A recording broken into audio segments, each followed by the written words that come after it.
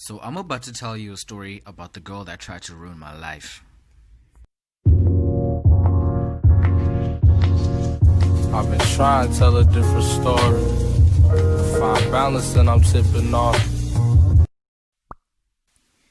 The year was 2016 and my two homies and I, Dimpo and Orna, have been planning on going to aka Super Mega Show at Shimmy Beach for at least about a month. 2016 was a particularly good year for the three of us as we were all doing internships at our respective firms, which meant we were a little less broke than we usually were.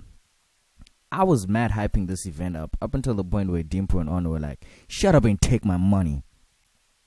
Eventually we headed out to CompuTicket and got our tickets. There was pretty much no turning back from there. Fast forward to the day before the show, Friday. A colleague and supervisor of mine, let's call him Dennis, hits me up an hour before we knock off on some, "Yo, cancel all your plans. We worked hard this week. Drinks on me." And I replied with a subtle response, of course. We have a few drinks, and not long before I knew it, the clock strikes 12, and the bar called for the last round. I ordered an Uber because I figured it's time to head home anyways, to get enough rest for the big day tomorrow. I get home safely and sleep like a baby.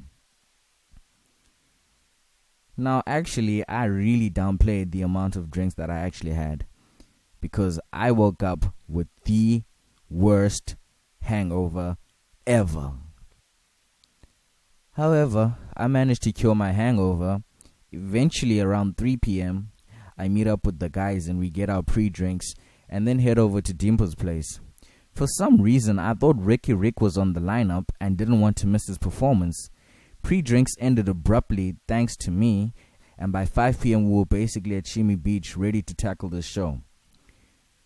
We were pretty much still sober at this point because we were in such a rush to watch someone perform who wasn't even on the lineup.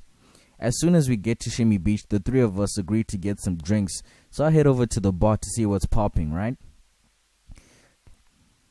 So I asked the bartender, "Sure brah, yimalini carry bag ye black?" And apart from all the judgment on his face, this dude looked at me dead in the eye, without flinching, and said, "220 brah."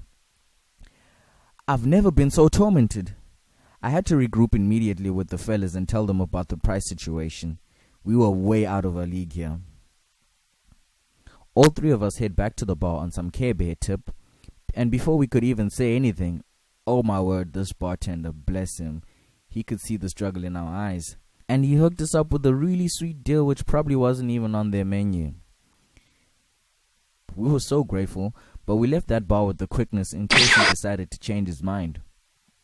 Finally, we have our booze and we really start settling in. We actually got there a bit late because all the good tables were taken and no one wanted to sit outside because it was cold AF. So we find a spot where the cold wind was shaded off, and not 10 minutes later, there she was, standing in the middle of nowhere. The room fell to a silence. She was rocking the tightest black number with the slit revealing her floral tattoo on her left thigh, like those American Instagram models. It was obvious she wasn't meant to be in the general section either. She was just passing through. This was an ambush, a calculated attack of feminine wows, and I was unarmed. I see her, she sees me. I see her see me. I see her see me see her. At this point, we were reaching the 9.84 seconds it takes for a light-skinned woman to download your soul. I'm convinced she was going about her own business too, up until she saw the weak prey that was me. She had this look on her face too, a look that said, "Imali yakho ayithenga apha bhuti." It's a good thing I suffer from chronic guababa because I would have been eaten alive. Later that night, by the time I mustered up enough confidence, I told myself if I bump into her again, I'll talk to her. Luckily for me, I didn't see her again. I think she left with a piece of me, because I was never the same after that encounter. My memory of the girl with the tattoo has become a bit of a blur now. I have a hunch on who she is though, and if it is who I think it is, if you're watching this, just know I still think about you.